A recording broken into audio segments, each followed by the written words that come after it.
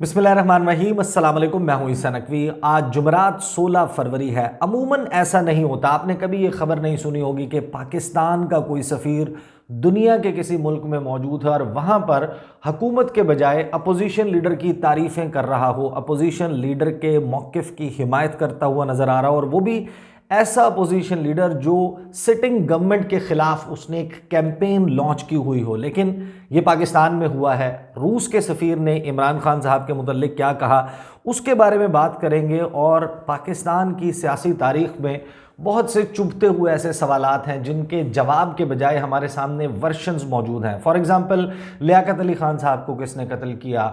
जुल्फ़िकार अली भुट्टो साहब की जो फांसी थी, क्या उसमें सिर्फ अंदरूनी अवामिल थे या उसमें भी किसी का हाथ मौजूद था? ज़ियाउल हक साहब का तैयारा जो क्रैश हुआ, उस क्रैश में कोई टेक्निकल फॉल्ट था या वो क्रैश भी किसी ने करवाया? बेनज़ीर भुट्टो साहिबा की असैसिनेशन, मुर्तज़ा भुट्टो साहब की असैसिनेशन, बहुत से ऐसे वाक़यात हैं, बहुत से ऐसे सवालात हैं जिनके जवाब नहीं मौजूद बल्कि मज़ीद सवालात को जन्म देते हैं। इसी तरीके से अब एक और चुभता हुआ सवाल हमारे सामने है कि इमरान खान साहब की जो हुकूमत है उसका खात्मा कैसे हुआ? साजिश थी, नहीं थी? मदाखलत हुई, नहीं हुई? कितनी हुई?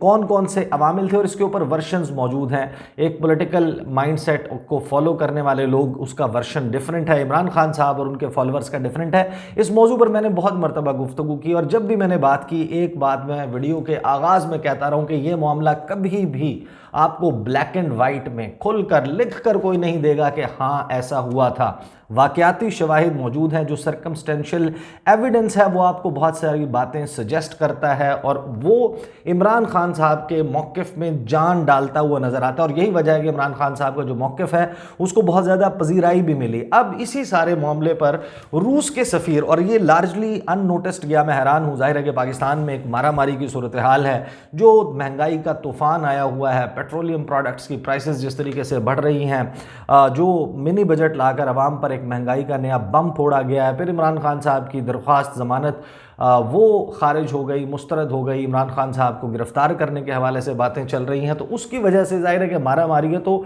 बहुत ज़्यादा जो है ट्रैक्शन नहीं मिली इस स्टोरी को, इसको पिक नहीं किया गया। रूस के जो सफ़ीर हैं पाकिस्तान में, डनिला गानेश, उन्होंने इंटरव्यू दिया मुनीज़ जहांगीर साहिबा को आज टीवी पर, और इसमें बहुत सारे इंटरेस्टिंग पहलू हैं इस इंटरव्यू के। लेकिन सबसे अहम जो है मामला, उस पर हम बात करेंगे, जिसमें जो रूस के सफ़ीर हैं वो इमरान खान साहब के हवाले से गुफ्तगू करते हुए नज़र आते हैं। और ये वेरी स्पेसिफिक क्वेश्चन, जो साजिश वाला सवाल है, उसके हवाले से खान साहब के मुतल्लिक और उन वाक़यात के हवाले से रूस के सफ़ीर ने क्या कहा वो मैं आपको बताता हूँ। और रूस के सफ़ीर भी वो हैं जो जुलाई 2019 से पाकिस्तान में बतौर सफ़ीर ज़िम्मेदारियाँ सरअंजाम दे रहे हैं। माजी में भी वो पाकिस्तान में सर्व कर चुके हैं, पाकिस्तान को समझते हैं, पाकिस्तान की डायनामिक्स को, लोकल पॉलिटिकल डायनामिक्स को समझते हैं। इमरान खान का फिनोमेना किस तरीके से अब पाकिस्तान की पॉलिटिक्स का एक समझें कि जुज़्व लाजिम बन चुका है, इस बात को बखूबी जानते हैं। जब टू पार्टी सिस्टम था, जब पाकिस्तान तहरीक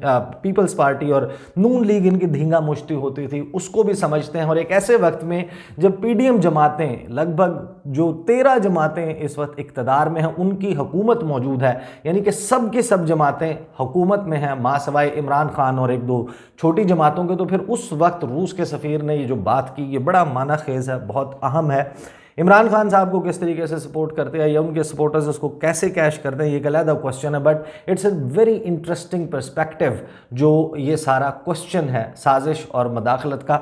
मुनीज़ जहांगीर ने उनसे सवाल किया, बहुत सारे सवालात के बाद कंटिन्यूएशन पे towards the end of the interview Munizae Jahangir ने उनसे पूछा, उनसे कहा कि अब ज़रा पाकिस्तान की सियासत पर बात कर लेते हैं। साबिक वज़ीर-ए-आज़म इमरान खान उस दिन मॉस्को पहुँचे जिस दिन रूस ने यूक्रेन के ख़िलाफ़ जंग का आगाज़ किया। जाहिर है ये इमरान खान के लिए बहुत शर्मिंदगी का बाइस बना।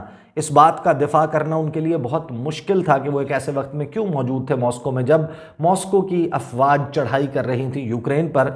फिर वो ये कहते हैं कि और रूसी दफ्तर खारजा ने अमरीका पर तनकीद की और इल्ज़ाम लगाया कि वो इमरान खान को इक़्तिदार से हटाने की साजिश में शामिल है। ये भी कहा जा रहा था कि उस वक्त की अपोजिशन अमेरिका के साथ, यानी कि पीडीएम जमातें अमेरिका के साथ मिलकर ये सब कुछ कर रही हैं। रूस को क्या लगता है कि क्या वाकई कोई साजिश हुई थी इमरान खान को हटाने के लिए, और क्या ये साजिश वाशिंगटन में बनाई गई? इस पर जो रूस के सफ़ीर हैं डेनिला गानिश वो कहते हैं, मेरे ख्याल में आप इस मामले को ब्लैक एंड वाइट में नहीं देख सकते। जाहिर है कि जब आप एक सुपर पावर को मायूस करेंगे, इन दिस केस वो अमेरिका की बात कर रहे हैं, कि जाहिर है कि जब आप एक सुपर पावर को मायूस करेंगे तो वो आपके लिए मसाइल तो पैदा करेगी। जाहिर है कि जब उन्होंने इमरान खान साहब को कहा कि वो रूस का दौरा ना करें, लेकिन इमरान खान अपनी बात पर कायम रहे और मर्द बनकर दिखाया। इसमें उन्होंने अल्फाज इस्तेमाल किए, and he acted like a man, यानी कि जो एक मर्दाना खसूसियत होती है, दलेरी दिखाना, मर्दानगी दिखाना। उन्होंने कहा कि जो इमरान खान है वो अपनी बात पर कायम रहे, मर्द बनकर दिखाया और अमेरिका की डिक्टेशन पर अमल नहीं किया और ख़ुद को इस मामले में बेइज्जत होने से, बेतौकीर होने से बचाया। तो जाहिर है कि ये सब करके इमरान खान ने वाइट हाउस को इरिटेट किया, उनको तंग किया।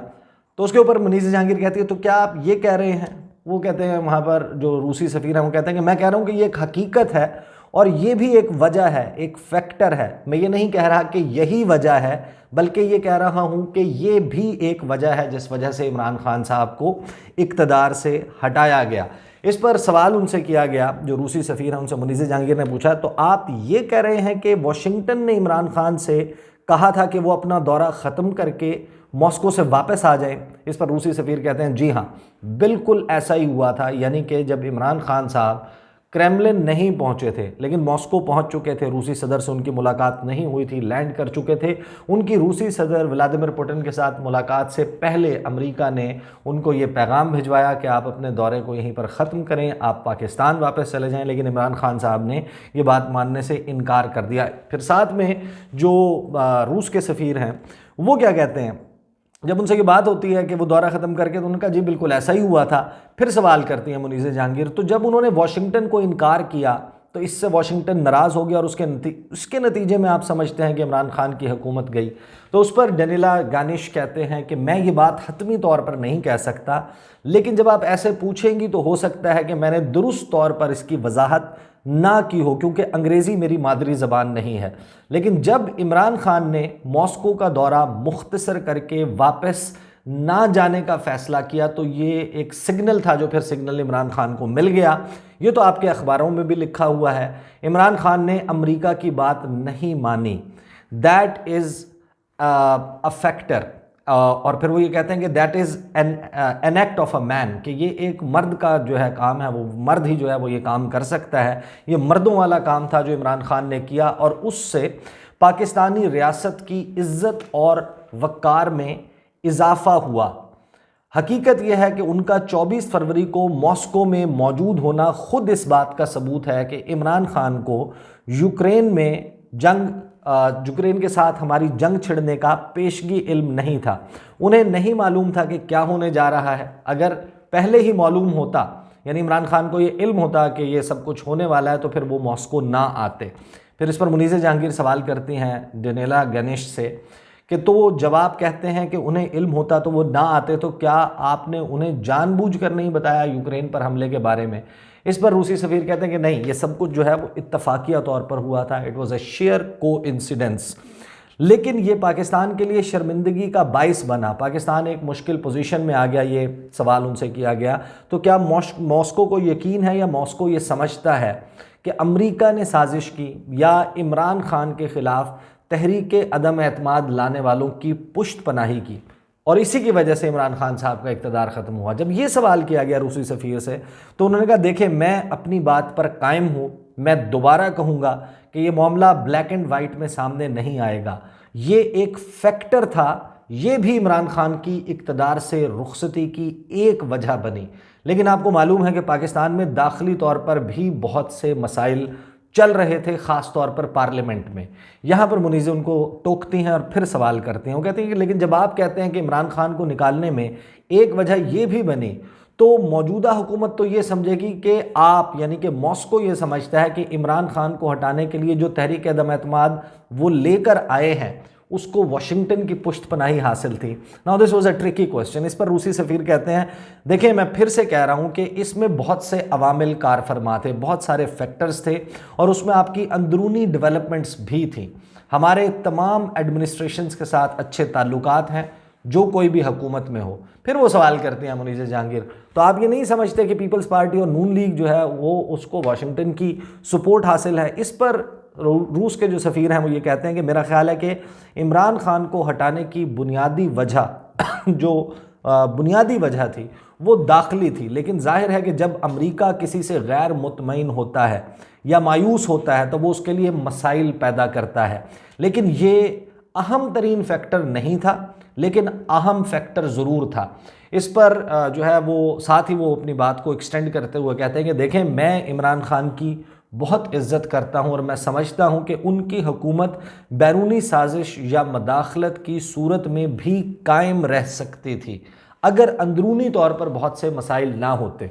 तो एक सफ़ीर होते हुए, एक सफारती ज़ाब्ते में रहते हुए, ज़ाहिर है कि जब आप किसी होस्ट गवर्नमेंट के पास मौजूद होते हैं, मेहमान होते हैं, ऐसे बहुत सारे वाक़यात हमने दुनिया की तारीख़ में देखे हैं जब सफ़रा जो हैं, जो डिप्लोमेट्स हैं, वो अपनी हद से तजावुज़ करते हैं तो जो होस्ट गवर्नमेंट्स हैं उनको पोलाइटली भी कह देती हैं कि आप छोड़ दें। आप वो कभी कभी जो गवर्नमेंट है उससे रब्ता करके उनको भी कहते हैं कि मेहरबानी करें, इन्हें वापस बुला लें।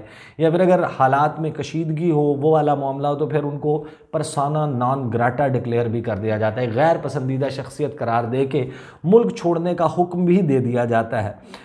इस किस्म के वाक़यात होते हैं। तो लिहाजा सफ़ीर जो है उनको अपना कंडक्ट बड़ा मुहतात रखना होता है, उन्हें बड़े नाप तोल कर बात करनी होती है होस्ट गवर्नमेंट के मुतल्लिक, उनके अंदरूनी मसाइल के मुतल्लिक, उनके पॉलिटिकल इशूज़ के मुतल्लिक, उनकी अपोजिशन के मुतल्लिक। लेकिन रूसी सफ़ीर जो जिस तरीके से फ्रंट फुट के ऊपर नज़र आते हैं, वो जिस तरीके से बात कर रहे हैं, तो जाहिर है कि वो शायद पे बैक कर रहे हैं। वो ये समझते हैं कि इमरान खान साहब ने एक ऐसे वक्त में अमेरिका बहादुर की आंखों में आंखें डालकर बात की, एक ऐसे वक्त में जब उनको मालूम था कि उनका इक़्तिदार जा सकता है, इस वजह से जब वो अमेरिका के ख़िलाफ़ खुलकर बात कर रहे थे, मॉस्को भी गए, मॉस्को जाकर व्लादिमीर पुतिन के साथ मुलाकात भी की। तो ये एक बड़ा दिलेरी वाला काम था जिसको वो अप्रिशिएट करें। अच्छा, ये तो था एक हिस्सा इस इंटरव्यू का, that was the last portion. लेकिन इस इंटरव्यू में कुछ और बहुत सारी अहम स्टोरीज़ हुई, बहुत सारे अहम मामलात हुए। एक बहुत ही अहम मामला है, उस पर मैं अगली वीडियो में बात करूँगा, और फिर एक वीडियो जो है वो ईसा नकवी शॉर्ट्स पर इसी इंटरव्यू से निकाल कर लगाऊंगा, विच इज़ वेरी इंपॉर्टेंट। वो ख़बर जो है वो यूक्रेन वाले मामले के ऊपर, पाकिस्तान क्या कर रहा है या क्या मुमकिन तौर पर कर सकता है, उस पर मुतवक्के रद्द-ए-अमल रूस का क्या होगा, वो भी देखिएगा। ABN पर आई होप कि आप लोग प्रोग्राम देख रहे होंगे, उसके फीडबैक जो है वो भी आप ज़रूर दीजिएगा ताकि हम अकॉर्डिंगली अपने प्रोग्राम को जो है वो इम्प्रूव कर सकें। These are the details. अगली वीडियो में मुलाकात होगी, मुझे इजाज़त दीजिए। अल्लाह हाफ़िज़।